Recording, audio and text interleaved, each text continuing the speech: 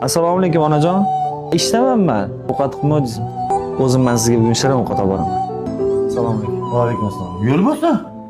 Bugun uyga sal ertaroq boray degandim. Mayli, o'zingga qara. Uzr. Bugun ishlagan haqqimdan birorta ovqat olib borsam uyga. Sen qiziqchimiz, ha, Oybek? Kallang joyda. Qanaqa sani haqqingda? Ustiga kuniga 35 ming so'raysiz. Bizda 35 mingga salat bor. Hozir, shoshma. Shoh! Labbiyo'm taka? Shoh. Banketlarni tugadimi? Ha, tugat. Ortga ovqatlarni nima qilding? Kuchigiz bobiga tayyorlab qo'ydim. Olib kelishadi. Mana aka.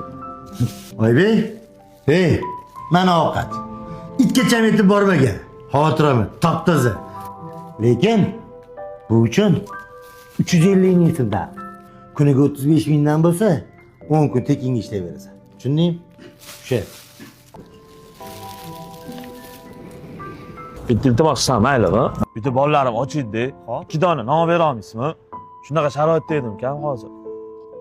Pulim yo'q edi-ku, shu ovqat bor. Rahmat aka. Rahmat. Xursand bo'lishardi. Baraka toping. Rahmat. O gadoy! Yo'qqa.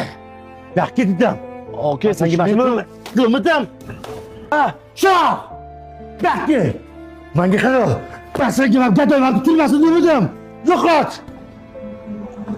Aka, men pulni oling. Bolalaringizga aka urush bermaydimi? Bolalaringizga yaxshi ovqat olib bering. Urush bermaydimi? Aka keting bo'ldi. Xo'p, rahmat aka. Rahmat.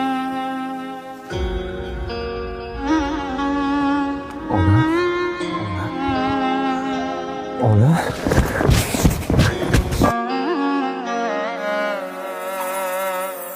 Boylik berding to'kchilik, ko'zlari och, bormi menchalik, boshga tushdi, endi yo'qchilik, barchasiga chidayman hayot.